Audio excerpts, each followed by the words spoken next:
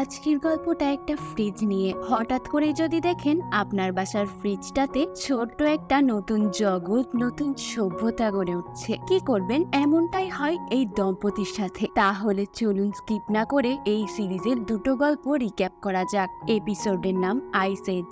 গল্পের শুরুতেই আমরা এই দম্পতিকে দেখি। তারা নতুন বাসায় তাদের মালামাল শিফট করছে। ছেলেটার নাম রব এবং তার স্ত্রী গেইল। রব লক্ষ্য করে আগে যারা এই বাসাতে ছিল তারা তাদের সব জিনিসপত্র নিয়ে গেলেও পুরনো ফ্রিজটা এখানেই রেখে গেছে। রবের এমন পুরনো জিনিসের প্রতি বরাবরই আগ্রহটা একটু বেশি। সে গেইলকে এই ফ্রিজগুলোর সম্পর্কে বলতে থাকে। গেইলের তেমন আগ্রহ না থাকায় সে রবকে ওয়াইন অফার করে। রব বলে, দাঁড়াও, ফ্রিজে বরফ আছে কিনা দেখি, তাহলে ওয়াইনের স্বাদ দ্বিগুণ হয়ে যাবে। রব ফ্রিজ খুলতে দেখে ফ্রিজে অতিরিক্ত বরফ জমে আছে। সে বরফের ভেতর থেকেই আইস ট্রে বের করে আর তারা দুজনেই কাজের ফাঁকে একটা ওয়াইন ব্রেক নেয়। তবে ওয়াইন খেতে খেতে রব বরফের ভেতর কিছু একটা দেখে। বরফটা হাতে নিয়ে দেখতেই রবের চোখ কপালে উঠে যায়। জিনিসটা আসলে কি সেটা ভালোভাবে দেখতে গেইল ম্যাগনিফাইং গ্লাস নিয়ে আসে। এরপর তারা দেখে বরফের মধ্যে একটা ছোট্ট ম্যামথ জমে আছে। ম্যামথ হচ্ছে প্রাচীন যুগের হাতির বিলুপ্ত হয়ে যাওয়া একটা প্রজাতি। ম্যামথটাকে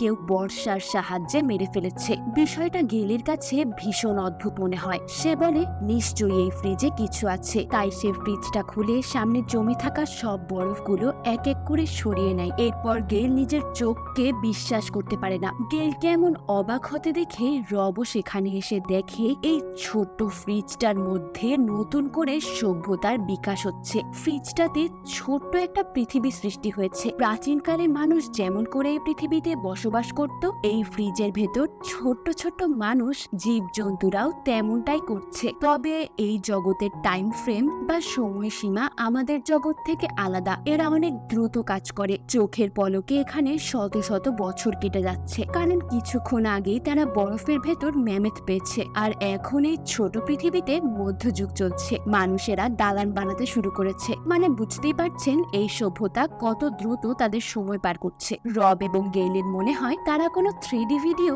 ফাস্ট ফরওয়ার্ডে দেখছে। রব ম্যামথটাকে তাদের টবের মাটিতে কবর দেয়। 10 মিনিট কাজ করে তারা আবারও ফ্রিজের ভেতর তাকাতেই দেখে সেখানে শিল্প বিপ্লব অর্থাৎ 1760-এর দশক চলছে। আর তাদের চোখের সামনে ছোট্ট পৃথিবী আধুনিক যুগে চলে আসে। এরপর রব এবং গেইল ভবিষ্যতের দুনিয়াও দেখতে পায়। তারা দুজনেই এটা অনেক এনজয় করে। কিন্তু হঠাৎ যুদ্ধ শুরু হয়। পারমাণবিক বিস্ফোরণে গোটা পৃথিবী আগুনে জ্বলতে থাকে আর রবের মুখে আগুনের ভাপ লেগে মুখ লাল হয়ে যায়। চোখের সামনে পুরো পৃথিবীটা ধ্বংস হয়ে যায়। রব এবং গেইলের মন খারাপ হয়ে যায়, কারণ তারা এত সুন্দর পৃথিবীটার শেষটা দেখে ফেলেছে। মাত্র কয়েক মিনিটেই গোটা পৃথিবীটা শেষ হয়ে গেল। রাতে রব পিৎজা অর্ডার করে, কারণ সারাদিনে সব দেখতে দেখতে গেইল খাওয়ার মতো কিছুই তৈরি করেনি। রবের মন খারাপ থাকে। সে গেইলকে বলে, আরেকটা বার দেখবো ফ্রিজটা খুলে ওরা পৃথিবীটাকে আবারও ঠিক করতে পারলো কিনা। এরপর সে ফ্রিজ খুলে দেখে সত্যি তাই। তারা আবারও পৃথিবীটা নতুন করে সাজিয়েছে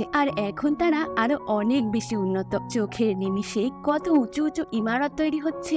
গোটা পৃথিবী জুড়ে কতই না আলো। হঠাৎ করে ঠিক মাঝখান থেকে একটা ব্ল্যাক হোল সৃষ্টি হয়, যেটা সব আলো নিজের দিকে টানতে থাকে। তখন রবদের সারা ঘরে আলোর কণাগুলো ভাসতে থাকে। এটা দেখে রব এবং গেইল অবাক হয়ে যায়। তারা এটা এনজয় করতে থাকে। এরপর সব শান্ত হয়ে যায় আর সব কিছু গায়েব হয়ে যায়, অর্থাৎ পৃথিবী ধ্বংস হয়ে গেছে। ফ্রিজটা নর্মাল ফ্রিজ হয়ে যায়। এবার রবের মন সত্যি ভেঙে যায়। সে ঠিক করে সে এই ফ্রিজ আর কখনোই খুলবে না। রব ফ্রিজের মেইন লাইনটা অফ করে দেয়। রাতে তারা ঘুমিয়ে পড়ে। সকালে উঠে কফি খেতে খেতে গেইল এবং রব আবারও ফ্রিজটা খোলে আর কয়েকজন প্রাচীন মানব দেখে, যারা একটা ডাইনোসরকে শিকার করছে। ঠিক এই সময় আরো একটা হিংস্র ডাইনোসর এসে তাদের উপর অ্যাটাক করে। আর এখানেই এই এপিসোডটা শেষ হয়। এই এপিসোডে বোঝানো হয়েছে মানুষ কিভাবে সৃষ্টির শুরু থেকে নিজের অস্তিত্ব শেষ অবধি বাঁচিয়ে রেখেছে। মানব সভ্যতা সব সময় রয়ে যাবে। 3 রোবটস। পৃথিবী ধ্বংসের পর সব মানুষের অস্তিত্ব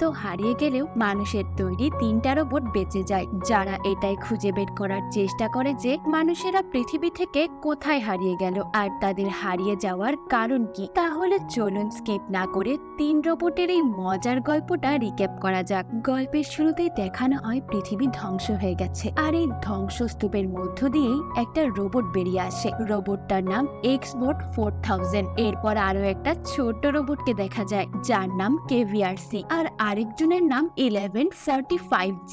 সবকিছু শেষ হয়ে গেলেও এই তিনজন বেঁচে যায়, আর তারা সবকিছু ঘুরে ঘুরে দেখতে থাকে, বোঝার চেষ্টা করে যে এখানে আসলে এমন কি হলো যে সবকিছু এমন ধূলিসাৎ হয়ে গেল। মানুষেরা কি সবাই মারা গেছে? তিন রোবট মিলে পুরো শহরটা খুঁজতে থাকে, কোথাও যদি কাউকে খুঁজে পায়। প্রথমে তারা একটা প্লেগ্রাউন্ডে আসে, এরপর সেখানে একটা বাস্কেটবল দেখে সেটা নিয়ে চিন্তায় পড়ে যায় যে এমন ফালতু জিনিসপত্রের মাধ্যমে মানুষ নাকি নিজেদের এন্টারটেইন করত। এই বিষয়টা নিয়ে তারা তিনজন নিজেদের মধ্যে মজা করতে থাকে। এরপর তারা একটা রেস্টুরেন্টে যায়। কেভিআরসি বাকি দুইজনকে জানায় এখানে মানুষেরা শক্তি নিতে আসতো। এরপর সে একটা বার্গার দেখিয়ে বলে এই জিনিসটাই তারা মুখের ভেতর ঢোকাতো আর শক্তি পেয়ে যেত। বার্গারটা অবশ্য এতদিনে স্বাভাবিকভাবেই নষ্ট হয়ে গেছে। এরপরে বার্গার নিয়ে শুরু হয় তাদের মধ্যে নানান জল্পনা কল্পনা। এক্সবোর্ড 4000 বলে তা কিভাবে সম্ভব? আমাদের শক্তির জন্য তো ব্যাটারি চার্জ করতে হয়, আর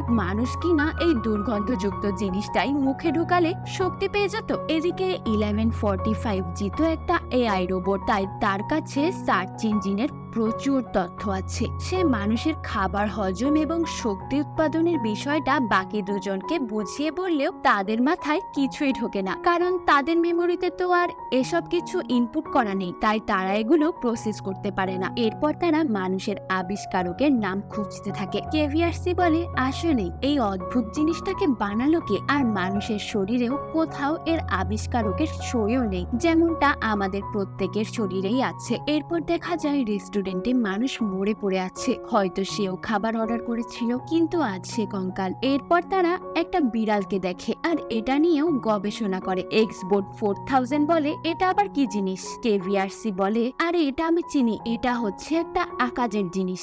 মানুষ শুধুই এটাকে নিয়ে আদিক্ষেতা করে, অথচ এটা মানুষের কোনো কাজেই লাগে না। উল্টো মানুষ এর পিছনে মহামূল্যবান সময় এবং টাকা নষ্ট করত। 1145G বলে আরে শুধু তাই না, এদেরকে নিয়ে মানুষ সোশ্যাল মিডিয়ায় কিছু গ্রুপও খুলতো। এসব গ্রুপগুলোতে সব সময় এদেরকে নিয়েই নানা রকম চর্চা হতো। এরপর বিড়ালটা ঘুম থেকে উঠে এক্সবোর্ড 4000 এর কোলে উঠে পড়ে আদর নিতে। এটা দেখে তো এরা তিনজনই অনেক ভয় পেয়ে যায়। কেভিআরসি বলে আমি মানুষকে এটার গায়ে হাত বুলাতে দেখেছি। এক্সবোর্ড 4000 হাত বুলাতে বিড়ালটা আবার আদর পেয়ে ঘুরঘুর শব্দ করে। এটা শুনে তো তারা আরো ভয় পায়। কেভিআরসি বলে এমন করছে কেন? তুমি হাত বুলানো থামিয়ে দিলে আবার বোম ব্লাস্ট হবে না তো? এক্সপোর্ট বলে মানে কি? আমি এভাবে কতক্ষণ হাত বুলাবো? 1145G বলে কয়েক ঘন্টা কিংবা কয়েক বছর হতে পারে। আসলে তারা একটা গেমের কথা বলছিল যেটাতে বিড়ালকে আদর করতে হয়, নয়তো বিড়ালের গায়ে অ্যাটাচ করা বোমটা ফেটে গেম ওভার হয়ে যায়। কিছুক্ষণ পর হাঁটতে হাঁটতে তারা একটা এক্সবোর্ড 3 দেখতে পায়। 1145G বলে এটা এক্সবোর্ড 3। অনেক আগে মানুষ এটা বিনোদন হিসাবে কাজে লাগাতো। আসলে আমরা এখন যেটাকে এক্সবক্স বলি, সিরিজে সেটাকে এক্সবোর্ড বলা হচ্ছে। 1145G বলে মানুষ এটার সাহায্যে বিভিন্ন ক্লাউড ভিডিও গেমগুলো খেলতো। এই সময় কেভিআরসি আবার এক্সবোর্ড 4000 এর সাথে এই জিনিসটার নামে মিল পায়। সে এক্সবোর্ড 4000 কে বলে দেখো এটা হয়তো তোমারই কোনো পূর্বপুরুষ। এটা শুনে এক্সবোর্ড 4000 তো জিনিসটা মাটিতে ফেলে দেয় আর বলে ছি, এত ফালতু জিনিস আমার পূর্বপুরুষ কখনোই না। নামে মিল থাকলেই কি সব হয় নাকি? যত সব আকাজের জিনিস। এক্সবোর্ড রাগ করে তার ঘাড়ে থাকা বিড়ালটা কেভিআরসির মাথায় বসিয়ে চলে যায়। এরপর তারা একটা পারমাণবিক বোমা দেখতে পায়। কেভিআরসি এবং এক্সবোর্ড 4000 ভাবে এটার কারণেই হয়তো সব মানুষ মারা গিয়েছে, কিন্তু 1145G জানায় যে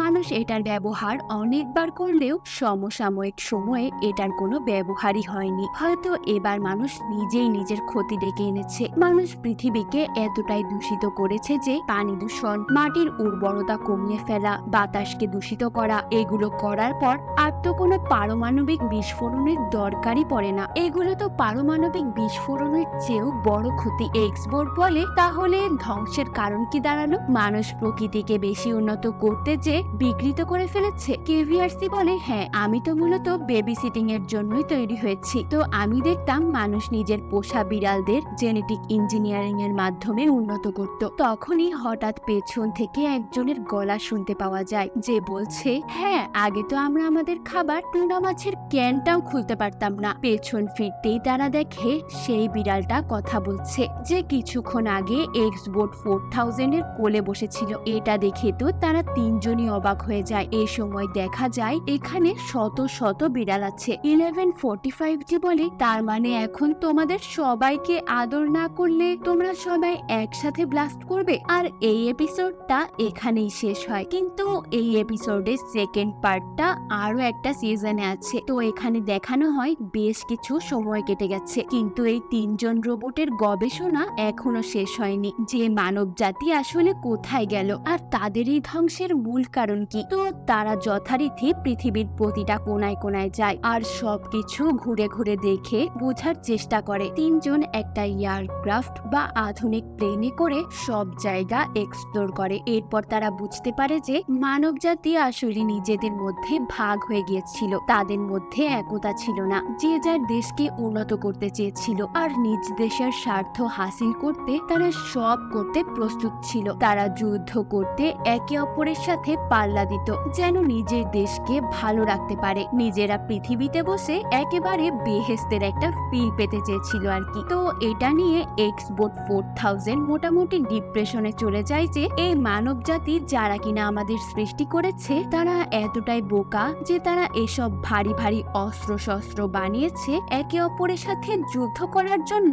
একে অপরকে মেরে ফেলে তারা এই পৃথিবীতে বেহেস্তের ফিল পেতে চেয়েছিল। কেভিআরসি তাকে জানায়, তুমি ভুল করছো। বেহেস্তের ফিল পাওয়ার জন্য শুধুমাত্র এটা না, ধনী মানুষেরা তো সমুদ্রকেও ছাড়েনি। এখানে তো সব গরিব দিন এনে দিন খাওয়া মানুষরা থাকতো। চলো তোমাদেরকে একটা জায়গায় নিয়ে যায়। এরপর তারা সমুদ্রের মাঝে একটা জায়গায় যায় যেখানে বিশ্বের সবচেয়ে ধনী ব্যক্তিবর্গ থাকতো। তারা জনবসতি থেকে দূরে দূষণমুক্ত জায়গার খোঁজে সমুদ্রের মধ্যে তাদের একটা এরিয়া বানিয়ে ফেলেছিল, যেখানে শুধু এসব পশ লোকেরাই বসবাস করবে। আর এদের জন্য সমুদ্রেও প্লাস্টিক আর আবর্জনা বেড়ে গিয়েছিল। ওরা ভালো থাকার জন্য সমুদ্রকেও ছাড়েনি। এজন্য সমুদ্রের ফুড চেইন বা খাদ্য শৃঙ্খল নষ্ট হয়ে গেছে। আর এই জায়গাটাকে সম্পূর্ণ প্রযুক্তি নির্ভর করে ফেলে তারা ভেবেছিল প্রযুক্তি তাদের বেহেস্তের ফিল দেবে, কিন্তু দেখা যায় যে তারা যেসব প্রযুক্তি নির্ভর ছিল সেসব প্রযুক্তি তাদের